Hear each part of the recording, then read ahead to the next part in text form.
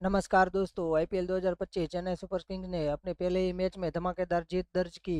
Mumbai Indians के लिए एक अनचाहा रिकॉर्ड कायम रहा। 2013 से लेकर 2025 तक मुंबई इंडियंस अपना पहला मैच हारती आई है। एमआई ने पहले बल्लेबाजी करते हुए 155 रन पर 9 विकेट खो दिए। लक्ष्य का पीछा करने उतरी सीएस की टीम ने 158 रन बनाकर मुकाबला 4 विकेट से जीत लिया। सचिन रविंद्र ने 65 रन की नाबाद पारी खेली। दोस्तों, रविंद्र और रचिन यह जोड़ी कमाल की है। सोचिए, जब स्कोरबोर्ड पर रविंद्र लिखा है तो गेंदबाजों को भी समझ नहीं आएगा कि किसे टारगेट करना है। और हाँ, इस मैच में कई रोमांचक पल देखने को मिले, जिनमें सबसे बड़ा आकर्षण महेंद्र सिंह धोनी का मैदान पर आना था।